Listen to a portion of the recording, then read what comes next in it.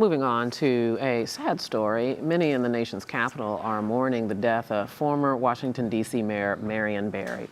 The mayor began a life as a sharecropper's son in Mississippi, but he became a civil rights activist and a powerful politician. As mayor, he was beloved by many and condemned by others for his personal failings, which included serving time in prison on a cocaine charge.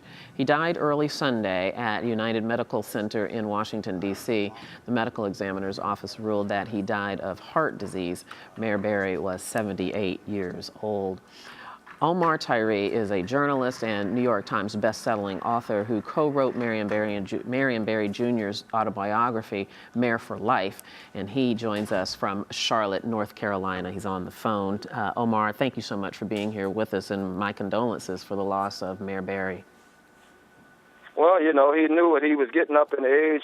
He was 76 years old when we started putting the book together, and he had a whole bunch of health problems, but he was still kicking and strong, but he knew that he wanted to put down a book about his legacy, and so we had to get the job done in a quick year and turn it back around. And we finished it. We wanted to put it out last year for September, the Black Caucus, in September 2013, but we weren't able to finish that fast. So, you know, we were able to put this book together pretty quickly, and now it's out and selling. And, you know, it's a tragedy, but he wanted to make sure that he was able to, you know, get his life story down on paper in his own words before he passed. Yeah, and you said it was a quick year. As I understand it, you spent about 11 months with him. Tell me about that time you spent with him, what you learned about him as a man.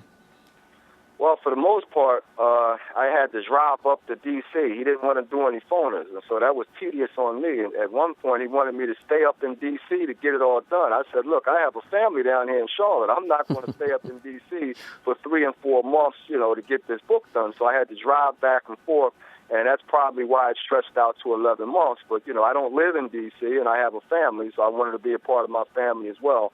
But in that time, there were so many people who wanted to see him on a daily basis that a lot of times I had to wait a few hours before I could, you know, talk to him and interview him, because there was always some people coming in to visit him. And let me jump in there, Omar, to that point.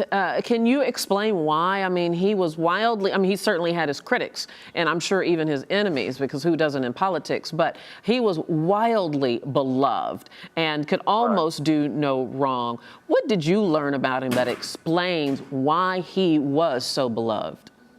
Well, whenever we walked out on the street, people would stop him and say, hey, you helped my kid to get their first job. Hey, you helped my kids go to summer school. Hey, you got me in college. Hey, you got us a new house. Hey. And so he was one that really opened up the government to the minorities, women, gay community. And so a lot of people that had government closed to them and opportunities closed, he opened up those gates, and boy, did they remember.